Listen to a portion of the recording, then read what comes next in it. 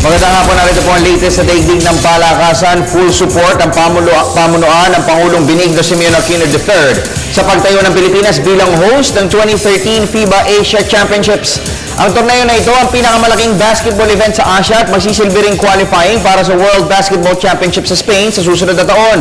Ayon kay Presidential Communications Operations Office Secretary Herminio Coloma, ngayon pa lamang ay makakaasa na ng tulong ng pamahalaan ng Samahang Basketball ng Pilipinas o SBP na siyang direktang umaasikaso ng hosting.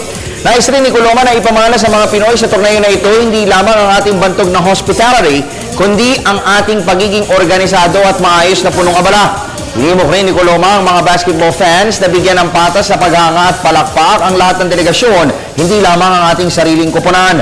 Naniniwala rin si Coloma na kapag nagawa ito ng mga Pinoy, tiyak na mismo ang mga dayuhan pa ang magsasabi ng ating tourism slogan na International Basketball, it's more fun in the Philippines. Sa kaugnay na ulat, kailangan bumuo ang Samahang Basketball ng Pilipinas ng malakas na team kahit pasalat sa superstars para sa gagawing pagsabak sa FIBA Asia Men's Championships sa buwan ng Agosto. Ito ang inihayag sa PTV Sports ni first ever PBA MVP at many-time national team stalwart William Bogs Adornado.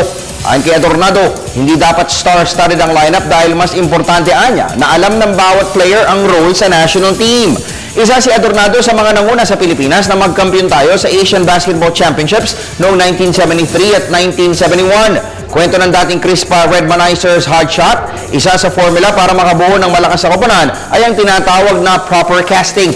Hindi rin naiwasan ng pillar o Philippine Championship to the Asian tilt na bigyan ng payo ang mga manlalaro para sa Philippine Squad. Lumapit na po sa kanilang historic third straight All-Filipino Cup Championship ang Talk and Text Tropan Texters. Ito'y matapos pong muling magpakita ng poise at relentless assault sa last few minutes ng Game 3 ng Best of 7 Finals sa Coach Dom ng Black laban sa rival na Raynor Sianelasto Painters. At sa tagpo na napapag-iwanan ang Talk and Text ng 9 na puntos, dito naman umusok ang mga kamay ni former MVP Jimmy Alapag sa 3-point country. Tatlong mabibigat na rainbow shots ang ibinuo ng tinaguriang The Mighty Mouse upang pangunahan ang 28-10 run ng Texter sa payoff period. At kahit paanong pilit ni Elasto Painter hotshot Chris Chu na ihabol ang kanyang koponan, tunay na nanaig ang puwersa ng Texters na nagbigay ng matinding depensa na nagresulta ng sunod-sunod na turnovers laban sa Raynor Shine. Tumapos si Alapag na mayroong 15 points habang 19 markers naman ang iniambag ng kanyang backcourt sparring partner na si Jason Castro. Sa Miyerkules po ay magkakaroon ng rare opportunity ang Talk and Text na ipuwersa ang series sweep sa paglarga ng Game 4 sa Araneta Coliseum.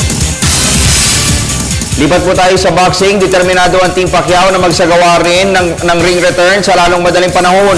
Sa katunayan, ilang saglit matapos na mabalitaan ni Pacquiao na ikinakasanaan ni top rank head honcho Bob Arum ang April tune-up para sa kanya, agad na nagpapawis ang ibang boksingero ng Pilipinas. May report si veteran sports columnist Flor Perez. Hindi pa man naia-anunsyo ni top rank Big Boss Bob Arum ang pagkikipag-ugnayan sa kampo ni Brandon Rios. Nagsimula na magpapawis at magpakondisyon si Manny Pacquiao.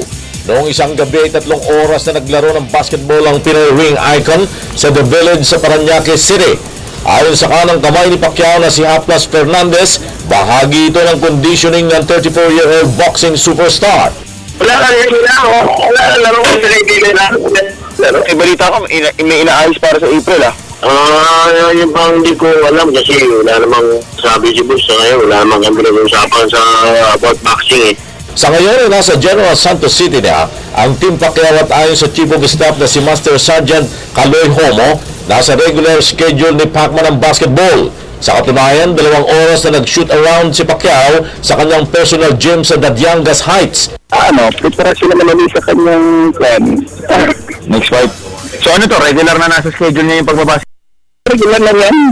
Parang araw-araw na lang naman yung basketball. Mamayang gabi ulit, meron siya ulit basketball? Hindi, kasi bukas yung naman, parang tutundayan pa ng tuka. Dito sa Kiamba, Sarangani. Sa Kiamba? Oo, tuloy. Bukas yung pinihim ng bukas kung hindi, babasit mo naman siya naman. Naniniwala ang kampo ni Pacquiao na kumbaga sa bagyo, hanging amihan na ang ginagawang cross-training ng kanilang prized ward. Bukod sa basketball, sumasalang rin sa iba't ibang rigorous activities ang Southpaw Puncher, kabilang na rito ang tennis at paminsan-minsang morning jogging. naglalaro rin umano ng chess at darts ang dating hari ng pound for pound. Masayang ibinalita rin ni Homo na tuluyan ng tinalikuran ng kanyang amo ang mga sports na related sa sugal tulad ng billiards at cockfighting. Wala na, na-dispose na nila yung bilyaran. Dinispose niya yung mga manok, panabong? Oo, wala na. Lahat ng license niya, wala na. Sa ngayon ay wala pang official confirmation ng Pacquiao-Rios bout na sinasabing mangyayari sa huling linggo ng Abril. Pero ang tiyak na mga kailangan si Pacquiao ng matinding preparasyon para dito, lalo pat isang masaklap na knockout loss ang tumulbok sa 2012 campaign ng Sarangani Fighting Pride. Para sa PTV Sports, Flor Perez, Telebisyon ng Bayan. At yan po muna mga pinakamaiinit at sariwang balita sa daigdig ng palakasan. Pero tumutok po mamayang alas 5 dito sa PTV para po sa PTV Sports dahil mas maraming po kami ikakasa sa inyo. Ako po ang inyong coach, Snow Badwa. Assalamualaikum.